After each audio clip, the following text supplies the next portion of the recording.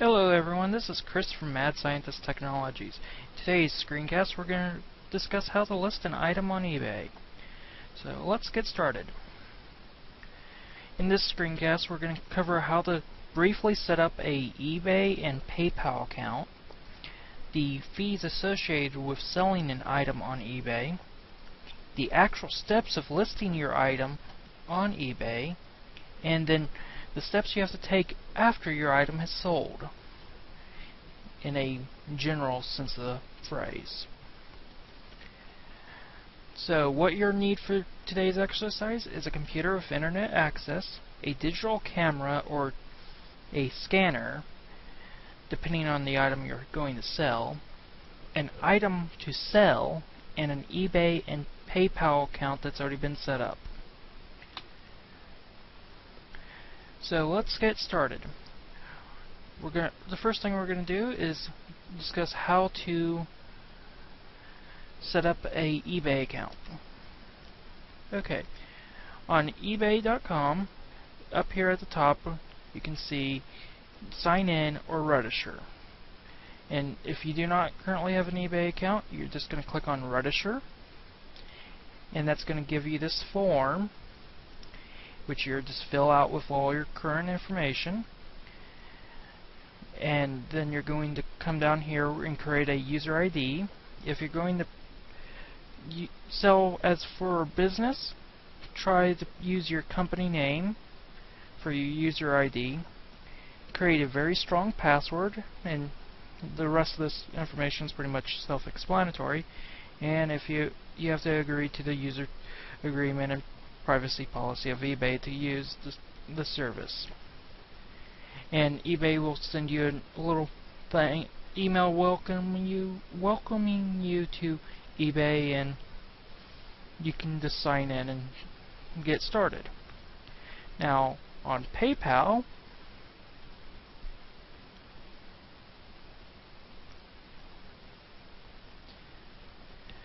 you're going to go up here where it says sign up, and it's going to be pretty much the same stuff. However, you're going to pick personal over here, or you can pick business. It's whatever you're wanting. I think Premier has a fee associated with it, but you can start with a personal and upgrade as you need to. And again, it's just going to be fill out a form. They'll send you an email welcoming you to their service, and there's going to be a link in there that you're going to have to click to verify that you're a human being. On PayPal, you have to give a lot more personal information, like Social Security, even driver's license number, because they are almost a financial institution. So I recommend that you use a very strong password. And once you're in your PayPal account, you can connect it to your debit card or credit card, your actual bank account, and then you verify your personal information with PayPal, which the steps to do that are going to be outlined in the actual PayPal interface. And if you need any help, you can always contact PayPal concerning that. Moving on to our next section, we're going to discuss eBay and PayPal's fees for selling an item. eBay has quite a list of fees associated with their service, but the primary ones we're going to talk about are the insertion fee and the final price fee.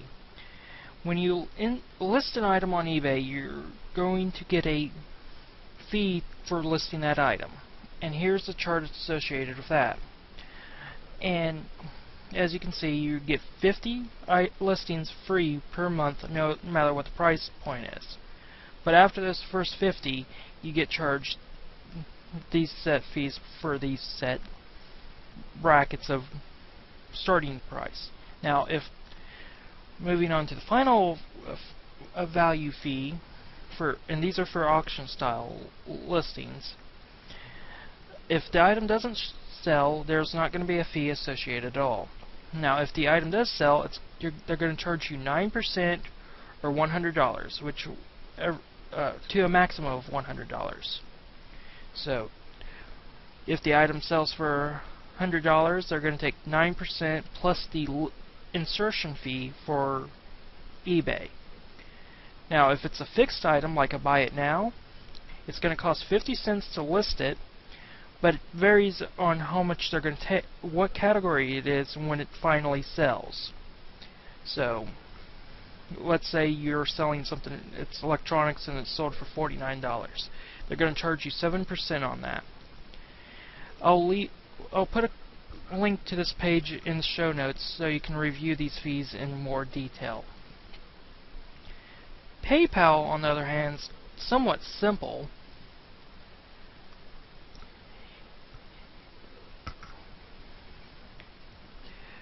As a consumer of PayPal, you will never be charged a fee for using it. Now, if you transfer money or accept payments from people online, you are going to get charged 2.9% of the transaction plus a 30-cent transaction fee for everything up to $3,000. So keep that in mind. If anything goes over $3,000, they give you a percentage break of 2.2%. You can find more details about the different rates they offer on PayPal.com.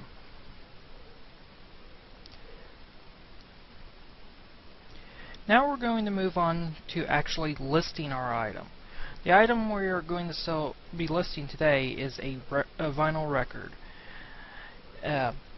When you are about to list certain items on eBay, go on eBay and actually look at other people's listings for ideas of how, if there's any standards that people have already established, or any information that they are going to be looking for in particularly. With our example today with a vinyl record, there is already a grading scale for records, so I've already graded a few records with that particular grading scale, and you'll see what I mean when I actually start listing the item. So we're going to switch over to eBay, and you're going to go up here to where it says sell. You're just going to click on sell, and that's going to bring you to a category search, which you're just going to type either a description of the item you're going to sell, or a UPC or anything it can identify the item. In this case, I'm going to type just the name of the item.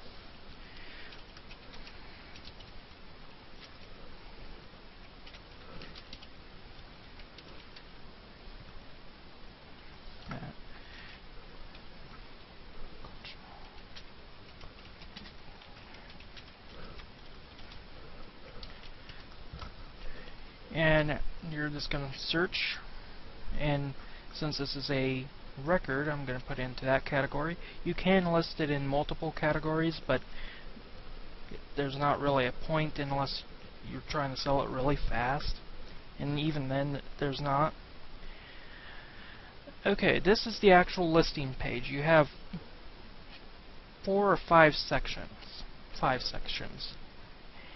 And you're just going to fill out each section.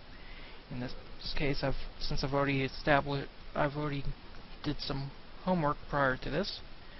I have my little listing, which I'm just going to use that so you don't have to watch me type. Now, this first field is your title. This is what people will be searching for, what they see the headline as in the search results. So you want to be as descriptive as possible and put as much information into it as you can. The better the description, the more likely people will look. Now, the next section is pictures. I'm just going to add one free picture, which, depending on where the picture is, if it's on your camera, you're going to navigate to your camera.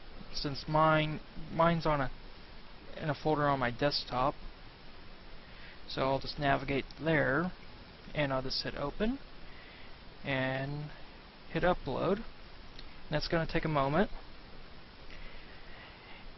you can add additional pictures, but it's a 15-cent charge for each additional picture. And you can also add a gallery plus, which will allow multiple pictures to be seen from the search result page.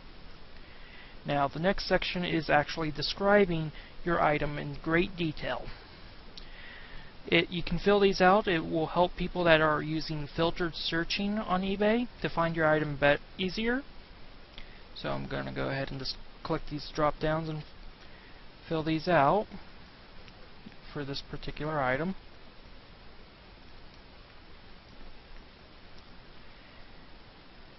And you can fill it out as much or as little as you want.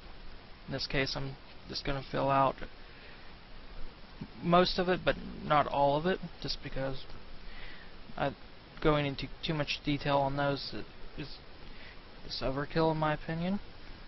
Now here comes the fun part. This text area allows you to write the actual description of your item. This is what people will read when they're looking at your item. So be as descriptive as possible about the item.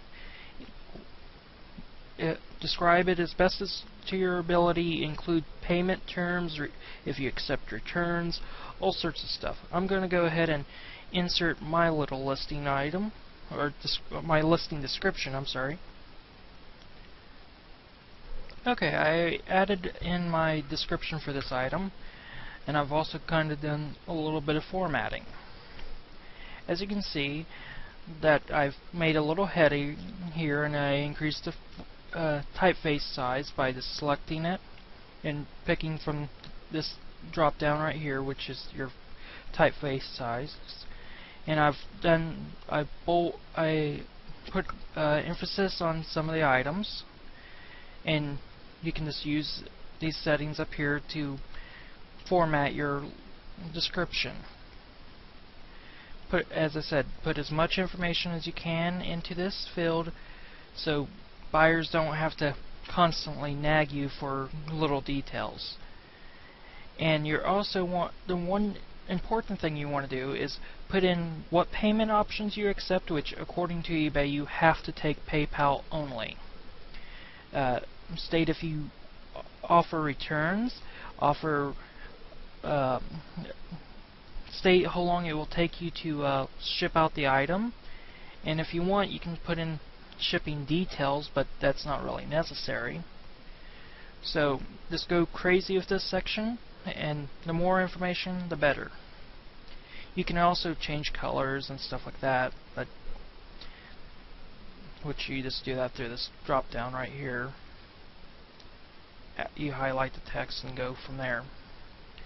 But moving on, the next section is the pricing section. And you're just going to put, if you want to do, everything in your list will start off as an auction, but you can add a buy it now option too. In this section you're just going to put a starting bid, which in this case I'm going to go with $450, and this auction is going to last for 7 days.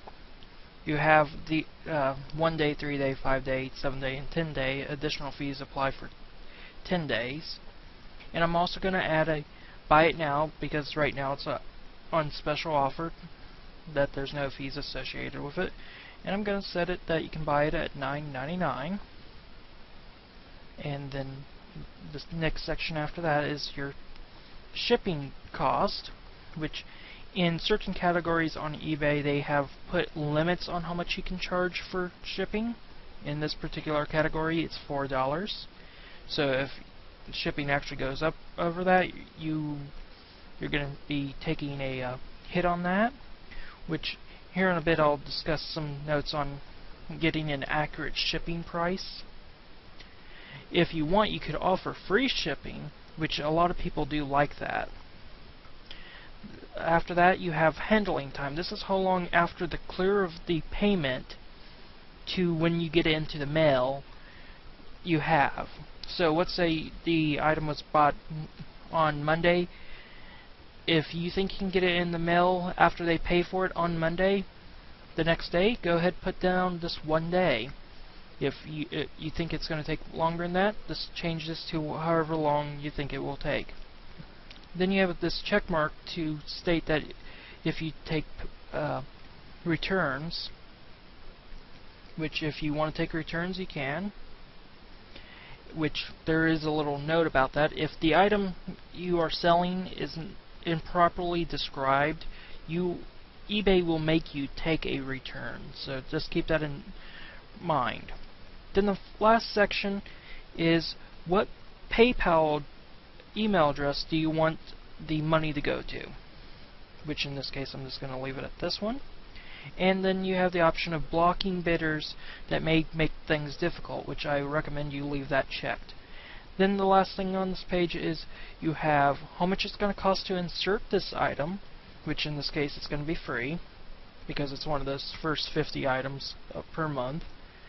And I'm going to hit save and preview.